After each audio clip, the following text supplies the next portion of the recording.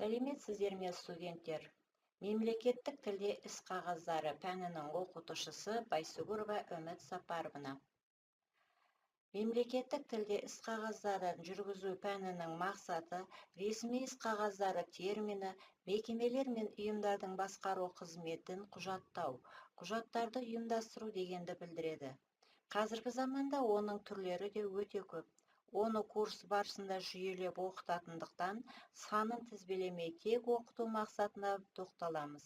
Әрбір ресми құжат басқару қызметіне қатысты көлемінде заң күшіне ие. Сондықтан да олардың нысаны мен құрамы жағынан бірізділігі мен стандартты болуы талап етіледі. Нысаны мен үлгісі жағынан сауатты жазылған қажетті мәліметтерді толық қамтыған ресми құжаттың заң күші де нақты болады. Олай болса, курстың мақсаты қазақ тілінде ресми құжаттарды әзірлейтін және ресми құжаттарды ұйымдастыру, реттеу, құжаттау ісімен айналысатын маманның тілді жақсы біліп шығуын да қамтиды. Пәннің мазмұны мемлекеттік тілде іс қағаздарын жүргізу курсын оқытудың тақырыптары мен модульдерге бөлініп қарастырылады. Ресми іс қағаздарындағы тақырыптардың әрқайсысын тиісті дәрежеде меңгерумен қатар құжаттардың да жазылу стилі де қоса үйретіліп отырылады.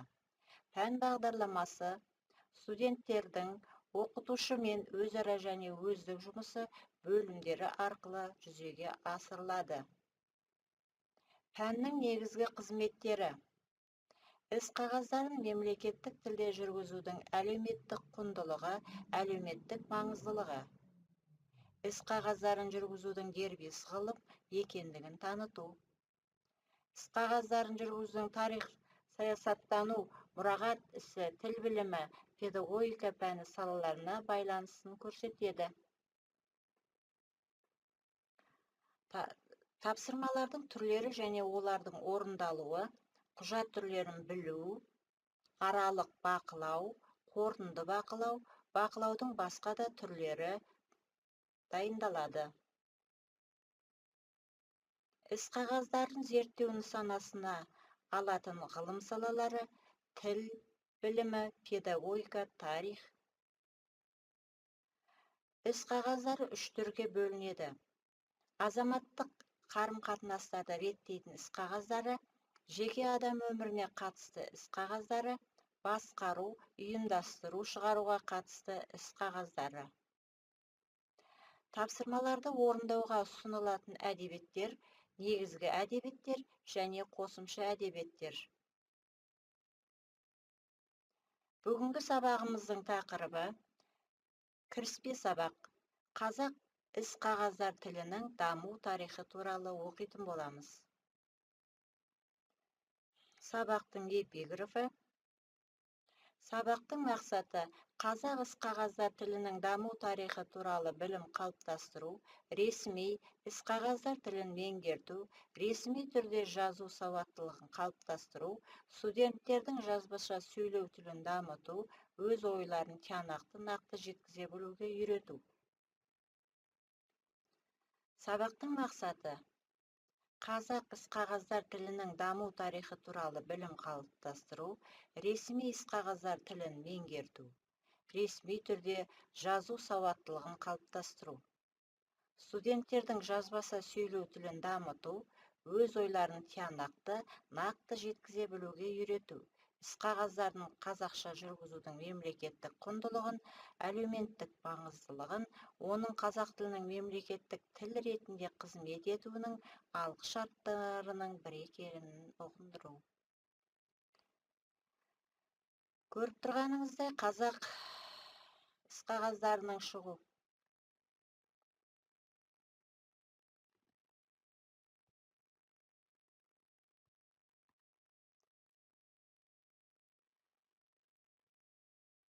Іс қағаздарының шығу тарихы: жартасқа суреттер салу, сынаға жазу, папирус, пергамент және ағаштың қабығынан жасалған дарға жазып, алғашқы тарихы осыдан басталады. Сына жазу дегеніміз қалай өрбіген? Жартас суреттері Ол не? Көріп тұрғандарыңыздай. Папирус дегеніміз ол да не екенін көріп тұрсыздар. Жартасқа салынған суреттер ол туралы мәліметті де алдыларыңызда тұр. Ағаштың қабығына жазылған тарих бойынша бұны да көріп оқып танысыңыздар.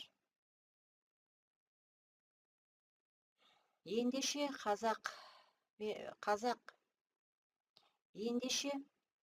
қазақ мемлекеттік іс қағаздары 19 ғасырдың алғашқы.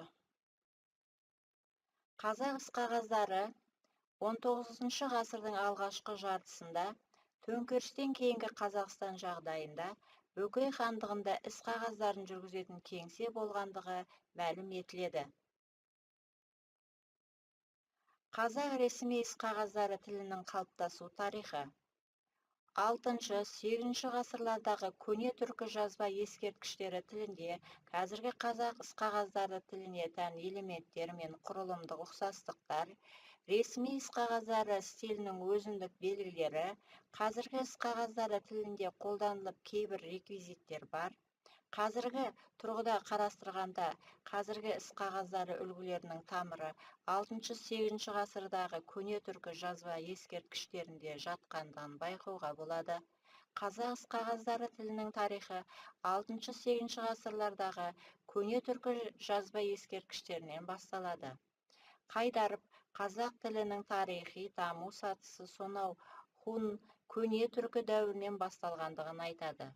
Орхон Енисей ескерткіштерінің тілінде іс қағаздарының жеке түрлері кездеспегендігімен оларға тән тілдік бірліктер мен стильдік ерекшеліктерді, ал 8-13 ғасырлардағы жазба ескерткіштерінен көне түркілік дәуірге тән іс қағаздарының үлгілерін кездестіруге болады. Қазақ іс қағаздары тілінің тарихы сол тілдің иесі болып табылатын халық тарихы мен қоғам тарихымен тығыз байланысты. Өйткені ол тілдің дамуы қоғамның дамуына, оның экономикалық өміріндегі өзгерістерге байланысты болады. Қоғам өміріндегі өзгерістер тілге әсерін тигізбей қоймайды. Ресми іс қағаздары тілінің тарихын қоғам тарихымен байланыстыра қараудың қажеттілігі осыдан келіп шығады. Қазақ іс қағаздары тілінің тарихын зерттеуде екі принцип басшылыққа алынады. Бірінші принцип және екінші принцип. Мәтін бойынша өздеріңізге қажетті сөздіктерді жазып алыңыздар.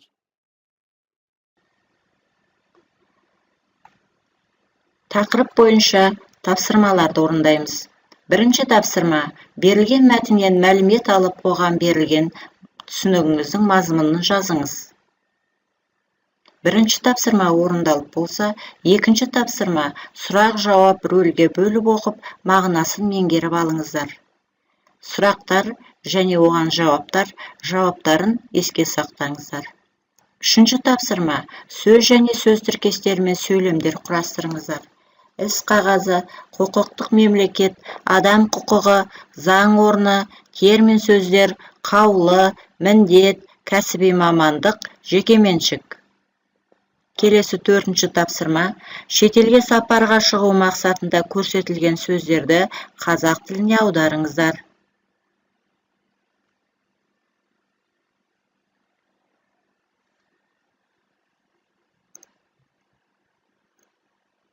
Үйге тапсырма. Бірінші: қазақ іс қағаздар тілінің даму тарихы туралы реферат жазыңыздар. Екінші: төмендегі сөз және сөз тіркестерінен сөйлемдер құрастырыңыздар. Көне дәуір, өтінішті қанағаттандыру, рұқсат беру, қатысу, қалыптасу, кепілдік беру, мәжіліске шақыру. Үшінші: тақырып бойынша қажетінше диалог құрыңыздар.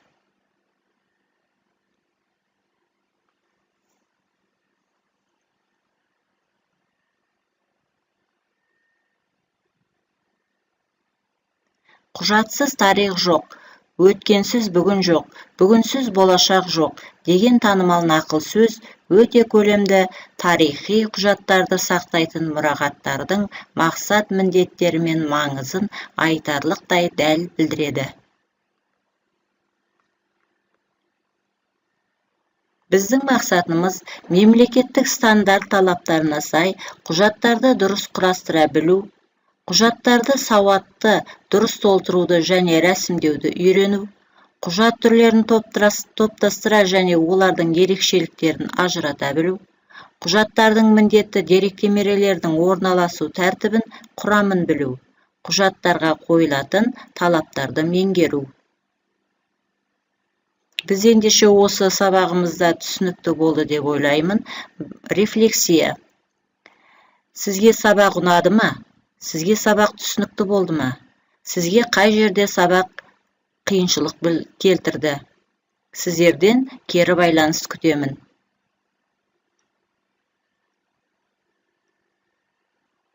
Сабағымыз аяқталды. Назар аударғандарыңызға рахмет. Келесі кездескенше.